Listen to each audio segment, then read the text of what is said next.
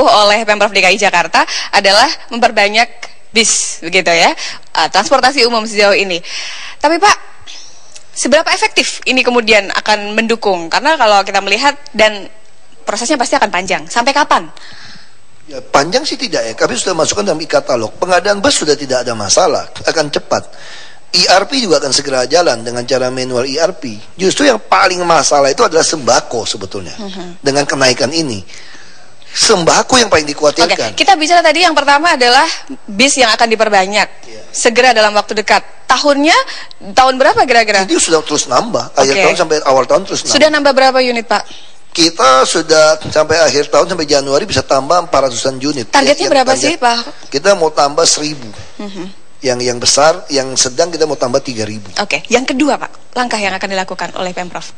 Yang kedua, kita mau mengamankan sembako. Kita kan uji coba sembako. Kami punya 80.000 pegawai negeri. Saya sudah bicara dengan koperasi kami.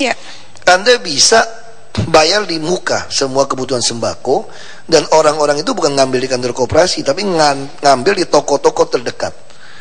Itu langkah yang kami lakukan.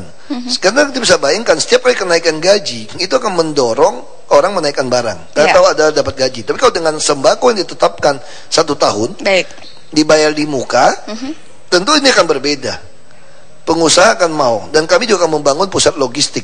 Sedang bangun. Baik, yang berikutnya Pak Ahok. Apa? Step berikutnya? Kita akan perbaiki kartu jamin Jakarta Sehat dengan sistem rayonisasi. Jadi kalau Anda sakit, Anda betul-betul datang ke puskesmas Anda, maka kita melakukan sistem dokter kunjungin Anda, satu dokter 3.000 warga. Kalau ini dilakukan dengan baik, tahun depan pasti akan lebih baik. Karena hampir semua swasta akan ikut karena tarif kami sudah naik. Nah, KJP juga ada sistem rayonisasi kan. Kami sudah lakukan sistem semi rayonisasi. Anda sekolah di tempat terdekat. Oke, baik. Nah, dengan cara seperti ini kami yakin. Nah, langkah yang lain adalah kami menyiapkan pasar rakyat. Kami sedang bangun 5 pasar rakyat. Anda bisa jualan dengan sewa bayar harian. Tidak sewa sebetulnya, hanya bayar distribusi. Kuat berapa lama Pak kalau pasar rakyat Pak? Ini udah bangun.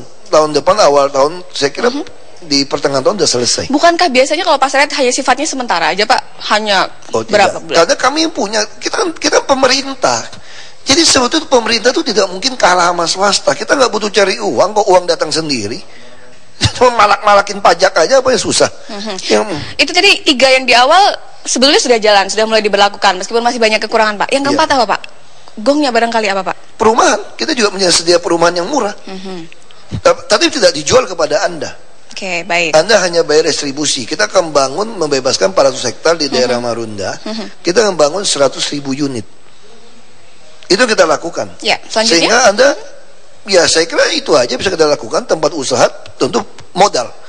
Kami sudah menyiapkan BUMD, itu jaminan kredit daerah.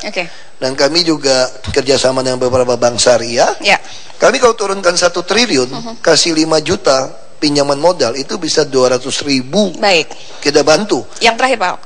Kita juga menyiapkan Monas untuk jadi pusat pameran di bawah tanahnya, sehingga produk-produk kreatif Anda sebagai pengusaha yang mau memulai, Anda kan tidak punya ruang pamer yang murah. Nah, kami sediakan ruang pamer gratis 3 bulan sampai 6 bulan. MRT kapan selesai? MRT tentu akan habis 2018. Makanya sebelum ada MRT kita mau kejar BRT. BRT ini masih lama loh Pak Ahok.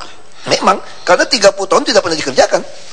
Sama juga MRT kan, konyol kan, 28 tahun punya kajian. Dulu semua orang kalau belanja elektronik ke Glodok. Kamu mau beli apa-apa ke Pasar Pagi, ke Mangga 2. Kalau tinggal di rumah nggak mampu di Menteng, Anda pindah ke Kebayoran Baru. Kebayoran Baru lebih mahal lagi, pindah ke Pondok Indah. Pondok Indah pindah ke Cinere, Bintaro, ke Depok. Kan gitu kan? Ini jadi tugas. Anda membuat, enggak, ini ada hubungan dengan transportasi. Akhirnya selatan ke utara kan. Begitu dibangun selatan utara, padahal perkembangan perumahan sekarang adalah timur barat. Makanya untuk mengejar itu, Anda mau membangun sebuah jalan tol pun harus menyediakan bus. Makanya bus yang paling cepat. Pak Sutioso betul. Sebetulnya Pak Sutioso betul harus menyelesaikan 15 koridor. 3 koridor tidak diselesaikan. Kenapa? Karena itu layang. Pertemuan sebidang kereta api harus diselesaikan. Kenapa nggak selesaikan? Akan macet total. Kita lihat Casablanca, JLNT. Itu persoalannya. Jadi orang suka membangun ini diurur sampai 20-30 tahun dicicil. Baik. Kenapa? Untuk mengurangi persentase macet. Oke, siap. Kemudian monorail buat Pak. Kami lebih baik sikat aja. Monorail Pak sekarang. Monorail tergantung swasta. Makanya kami tidak mau melakukan di Itu tergantung swasta. Karena backbone kami bukan di monorail. Backbone kami itu di MRT dan kereta api. Orang salah. Monorail itu swasta yang mau lakukan, silakan Anda mau lakukan menambah. Tapi backbone kami transportasi di Jakarta adalah monorail dan kereta api KCJ. Kereta api yang komuter Jabodetabek. Itu backbone-nya. Oke, tapi tadi Pak Ahok menyampaikan masih panjang, masih 2018 begitu. Tapi ada rencana bahwa seharusnya sebelum pemilu 2014 usulan ini sudah disampaikan. Ya itu tadi kepada DPR kemudian. Itu semua udah tahu. Artinya belum siap dong Pak nanti infrastruktur transportasi di Jakarta. Makanya saya katakan kalau Anda mau tunggu infrastruktur, tunggu kami selesai. Kalau Anda mau membereskan infrastruktur transportasi massal, yang paling cepat adalah bis. Bis rapid transit itulah busway. Makanya kita sudah sterilkan sekarang. Kita sudah lihat ada peningkatan di atas 50.000 penumpang per hari. Jadi itu intinya. Baik. Jadi sekarang tinggal tambah bus yang di busway, orang-orang malas naik ke atas, dia gunakan jalur yang lambat. Baik, jumlah penumpang nambah, kemudian jumlah bis harusnya nambah. Ini kapan Pak kemudian? Kita udah nambah terus masuk ini, termasuk sumbangan swasta. Ini akhir bulan itu udah luncurkan 70, kalau Anda di koridor 1, Anda sudah nyaman sekali. Target berapa Pak Ahok? Kita mau target sampai 1.000. Jadi kita target total, kalau dengan dianggap single, itu total 1.700 unit. Tapi karena dia articulated kan ada double. Nah 1.000 udah cukup.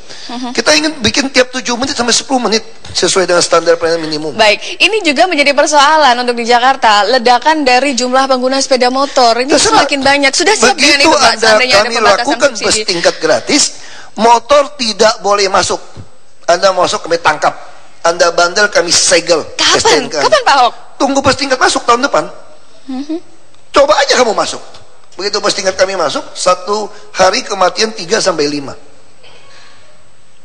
Anda kalau tidak mau mati, Anda taruh motor Anda parkir, naik bus tingkat gratis. Kalau Anda nekat masuk, kita akan sikat Anda. Kita akan foto dan tilang. Kalau Anda masih ngotot, kami cabut STNK Anda, tidak bisa bayar pajak. Oke. Silakan Anda tanya kapan, ya tahun depan dong. Itu kelemahan TV One, kalau nanya orang gitu loh. Saya ngomong jujur. Oh enggak dong Pak. Itu kenapa saya tidak itu suka terima TV One untuk ngomong. Nanyanya itu agak konyol gitu kadang-kadang gitu loh. Nekatnya agak konyol. Saya ngomong jujur aja. Ini live saya bilang, saya kenapa tidak itu suka TV One? Karena suka cari gara-gara gitu loh. Karena kayak kapan sudah saya jawab. Jadi nggak usah dipesan-pesan sponsor untuk jawab sesuatu. Saya ngomong tegas di situ. Agar lebih terbuka gitu. Pak. Kita mewakili publik, saya sudah mewakili pertanyaan masyarakat. Betul. Tunggu bus. Kapan bus terus nambah? Kita ada masalah pembelian tender. Kita udah gunakan e-katalog. Kapan? Saya bilang tahun depan loh. Saya udah bilang tahun depan, begitu bus terus kita beli siap, kita akan lempar ke DPR, karena itu bukan wewenang kami, jelas. Kenapa TV One suka ngulang-ngulang tayang yang sama, saya katakan gitu loh. Jadi gini loh, agak cerdas sedikit. Jadi jangan suka nekan orang, desak orang, dan lama-lama orang nggak mau wawancara. Bukan Pak, bukan menekan. Dan saya tanpa TV One, saya tidak peduli loh, karena saya bukan orang yang mau kejar pencitraan pejabat-pejabat. Anda tidak mau liput saya pun, saya tidak ada urusan, jujur aja. Saya cuma merasa tidak enak, hanya satu TV saya terima terus gitu loh. Makanya saya terima Anda. Saya sibuk mau rapat ini jam 8 ini. Lebih kepada menjawab pertanyaan dari masyarakat saya sudah sih, jawab Pak Basuki, betul. Saya sudah jawab, nggak usah desak gitu. Ya saya kira cut aja deh. Saya rapat nggak ada guna, kita teruskan seperti ini. Baik, terima kasih untuk waktunya. Sama-sama. Pak Basuki Cahayapurnama sudah bersama dengan kami sekali lagi. Dan pemirsa, ini menjadi akhir dari perbincangan saya dengan Pak Basuki Cahayapurnama terkait dengan BBM subsidi yang